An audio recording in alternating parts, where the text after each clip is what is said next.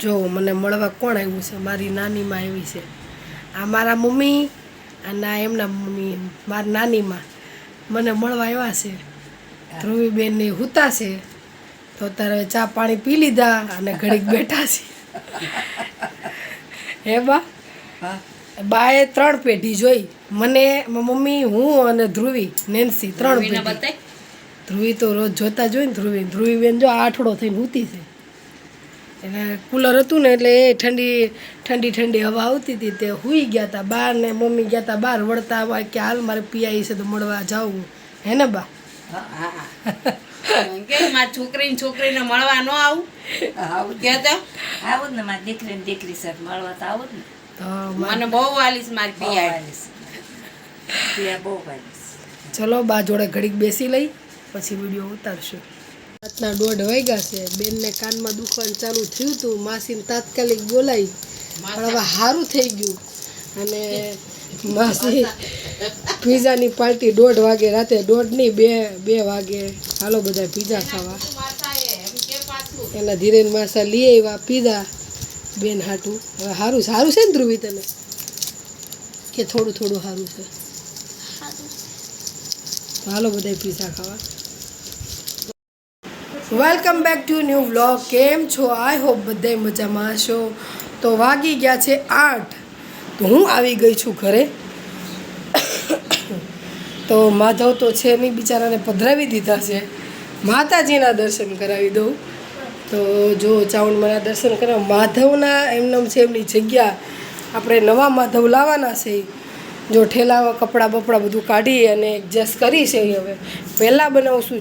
મમ્મીને ચા નાસ્તો કર્યો છે પણ નેન્સીએ બાકી રહી ગયો છે ને એટલે નેન્સી માટે બનાવવાનો છે. એટલા માટે હું હવે બનાવીશ ચા. અને સવારમાં સવારમાં 6:30 વાગે ફોન આવ્યો કે પ્રિયા તારે આવવું છે.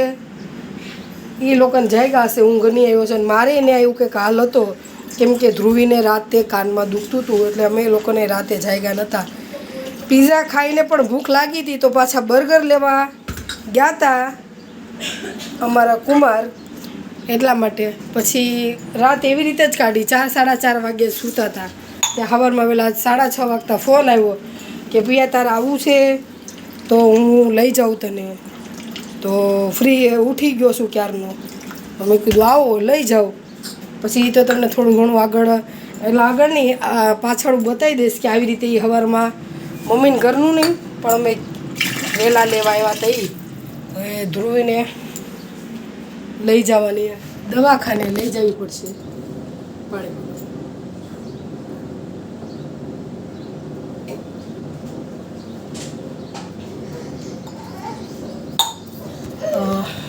એટલે એને કાન અને નાકની પ્રોબ્લેમ છે ને એટલે એને લઈ જવામાં આવશે દવાખાને. જોઈએ હવે શું થાય શું નહીં. આ ધ્રુવીબેનના ઉપાડા 10 દિવસ આટું ગઈ હતી.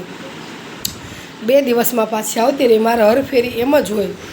અઠવાડિયાનું કહું તો 1 દીમાં આવી જાઉં. આ તો 10 દિવસનું કીધું હતું તો એ 2 દિવસમાં આવી ગઈ. નેન્સીએ ઘર બર બધું વ્યવસ્થિત રાખ્યું છે. રોજ જમવાનું નેન્સી જ બનાવી દીધી. બહારનું એ લોકો વાત કરતી હતી કે ખાધું નથી અમે.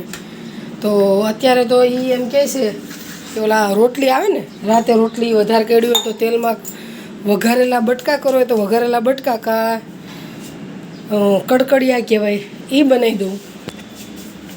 એટલે બસ અને હવે પાછું કન્ટિન્યુ ચાલુ. મારું વેકેશન કંઈક આવું જ હોય છે.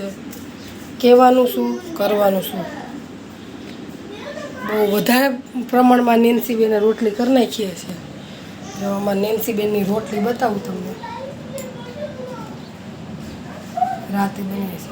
જો ગુણ ચાલુ થઈ ગયું છે.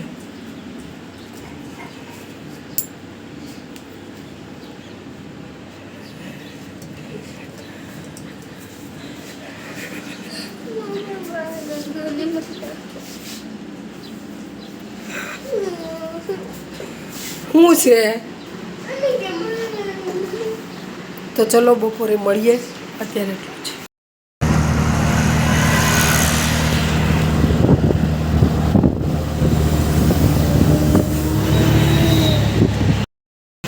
ગેસ પુરાવા ચેતન ગયા છે. વાગ્યા છે સવારના 7 હે ને ધ્રુવી સવારમાં લેવા આવી ગયા છે ઘરે જઈ. તો વાગી ગયા છે 11:30. ધ્રુવી જો નાઇટ ડ્રેસ પહેરીને રેડી થઈ ગઈ છે. હજુમાં નેન્સી નાવા ગઈ છે. ચેતને નાઈને અંદર રૂમમાં વહી ગયો. આજે બપોરે કોઈ દિવસ બને નહીં એવું બનાવ્યું હતું વઘારેલા ભાત. એ પણ રૂપલ કાકી સ્ટાઇલમાં બનાવ્યા હતા. હા અને હા થોડાક વધારે ગરમ મસાલાવાળા. અને અત્યારે સેવ ટમેટાનું શાક અને ભાખરી. એ સેવ ટમેટાનું શાક નેન્સીએ બનાવ્યું હતું અને ભાખરી. અને આજ આખો દિવસ આમ લેઝી જેવો ગયો છે. કાલ રાતે તો આખો બેને જગાડી હતી આખી રાત, એટલે નીંદર તો આવી નહોતી. પીઝા ખાધા પછી તરત જ તોય ભૂખ થોડીક લાગી હતી એટલે ગોપી કે બર્ગર ખાઈએ. પછી મને ટેપા રાખી દીધા હતા કાનનો. એટલે 2 વાગી ગયા તો ઓનલાઈન ઓર્ડર ન હોય એટલે પછી ધીરેન કુમાર જઈ અને બર્ગર લઈ આવ્યા. પછી અમે બધાએ બર્ગર પાર્ટી કરી તો વાગી ગયા 3 સાડા 3 જેવું. પછી 4 સાડા 4 જેવું સૂતા થયા. 6 વાગે ફોન આવ્યો ચેતનને કે હું અત્યારે લેવા આવું તને. પછી એને મેં વાત કરી કે રાત આખી આવી રીતે નેન્સી ધ્રુવીને મજા નહોતી. ચેતન કે હું લઈ જાઉં. 6:30 વાગતા ત્યાં પૂગી ગયા હતા અને અમે 7 વાગતા ઘરે. એવો બધો દિવસ ગયો એટલે ઊંઘ થઈ નહોતી. એટલે આજે હાવ થાકી ગઈ હતી. હાવ લૂઝ જેવી, કોઈ કરવાની જ ઈચ્છા નહીં, કોઈ કામ કરવાની ઈચ્છા નહીં, એવી રીતે હતો. એટલે આજે દિવસ પૂરો થયો છે. અને બધાને જય શ્રી કૃષ્ણ, શુભ રાત્રિ. હું કહી દઉં શુભ રાત્રિ. હા હવે ધીમે ધીમે આવી રીતે વ્લોગ એન્ડ કરતાં શીખવાનું છે. બહુ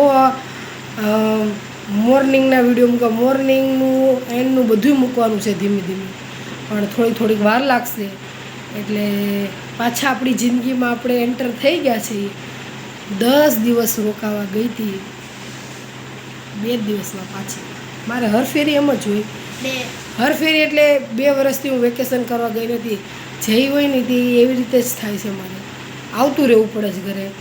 આજે તો મને એવું હતું કે નેન્સીને નહીં ફાવે કે હું અંદરથી આમ આપણને હોય ને કે આપણે અહીંયા જલસા કરીએ છીએ, ત્યાં એ લોકો શું કરતા હશે, પણ નહીં, બધું મેન્ટેન નેન્સીએ કરી નાખ્યું હતું. ઘર કામ પછી રસોઈ.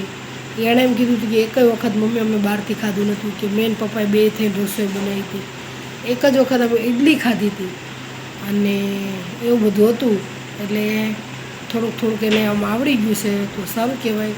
તો થાકી ગઈ છું. એટલે ચલો સવારે મળીએ બધા.